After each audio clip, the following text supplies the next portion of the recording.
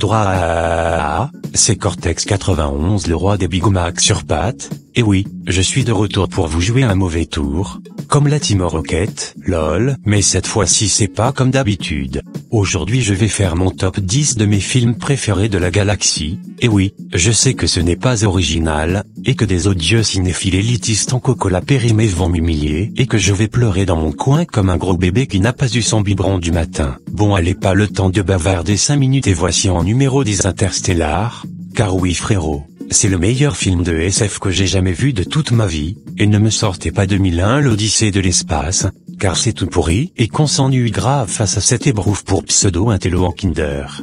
Mais en tout cas concernant Interstellar, c'est trop de la bombe poteau. En numéro 9, je vais mettre bien évidemment le grand et magnifique Fight Club, c'est vraiment un film de ouf malade sa mère la pomme de terre. Et oui, je sais j'ai plus de 40 ans, et je trouve ce film toujours formidable, hein? Tu vas faire quoi bolos? En numéro 8, j'ai longtemps réfléchi pour celui-là, mais je pense que ça sera 300, car c'est vraiment un super film de gladiateur de sa mère la TDS, avec des ralentis incroyables, des visuels magnifiques avec ce teint jaune marron, car cela me fait penser au caca, et que moi le caca, j'aime beaucoup ça, miam miam, et en plus voir des mecs moitié à poil, ça m'excite beaucoup le petit zizi, et que j'ai toujours la gaule en revoyant ce chef-d'œuvre. En numéro 7, j'ai mis bien évidemment le film le plus émouvant de l'histoire de la planète, à savoir Forrest Gump, car c'est un film absolument incroyable, où on suit bien évidemment un grenonneux comme moi, et que si vous me connaissez très bien, vous savez à quel point je suis con, handicapé. Oups, désolé de m'auto-insulter avec des propos validistes et psychophobes, mais c'était plus fort que moi. En numéro 6, il y a bien évidemment le film le plus triste de l'histoire, à savoir La Ligne verte. Jamais de la vie je n'ai autant pleuré devant un film, si dire la qualité de ce joli bijou doré en Kinder, notamment à la fin où le gros black dont je ne sais plus son nom se fait exécuter. Bon sang que ça m'a rendu trop triste ce moment, et même encore aujourd'hui c'est pour dire, en numéro 6, je vais mettre bien évidemment un film en noir et blanc pour se la péter, et c'est bien évidemment Citizen Kane. Non je rigole, c'est en réalité Plan 9 from Outer Space, car ça atomise en tout point 200 à l'heure Citizen Kane sur tous les points existants, que soit la musique, le visuel, le jeu des acteurs et bien d'autres encore.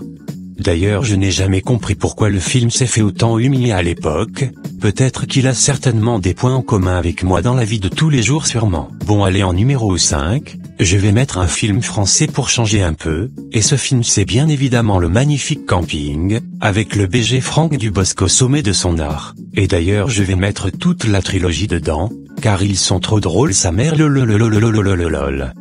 Franck, si tu vois cette vidéo, sache que je voulais te dire que je t'aime à la folie, tellement que tu es excellent et beau à la fois. Ouah, bon sang qu'est-ce que je mouille dans mon caleçon tout à coup. En numéro 4, je vais mettre encore un film français bien évidemment, et c'est Les Bronzés 3. Bah quoi, vous êtes pas content? C'est bel et bien le meilleur de la trilogie que vous le vouliez ou non, gnangnan. En numéro 3, je vais mettre toute la saga Twilight, car c'est la saga la plus extraordinaire du monde, ainsi que l'histoire d'amour la plus belle que j'ai vue de toute ma vie, que vous le vouliez ou non. D'ailleurs si j'ai un jour une petite fille, je n'appellerai probablement René Smé en hommage à cette merveilleuse saga.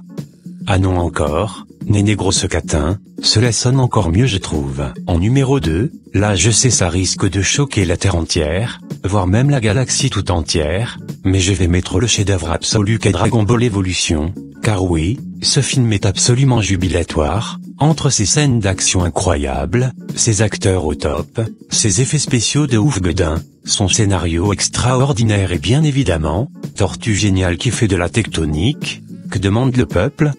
Je sais qu'il est incroyablement détesté et qu'il est apparemment pas fidèle au manga, mais je m'en fous, je ne sais pas lire de toute façon. Mais il n'est pas en premier, car en première position, c'est un film qui m'est tellement personnel, que ce soit dans ma cinéphilie ou bien dans ma vie de tous les jours. Je parle bien évidemment de ce grand film qu'est La Vengeance de mon amour Morsaille. Franchement ce film m'a mis en transe durant toute la séance, tellement que c'était une expérience esthétique de taré, ainsi qu'une œuvre sensorielle sur la banlieue. Franchement, Morsaille, sache que même si tu m'as fait cocu avec Mohamed Eni, tu resteras dans mon cœur à tout jamais, tellement que tu as fait une œuvre cinématographique à haute volée. Bon, c'était mon top 10 de mes meilleurs films.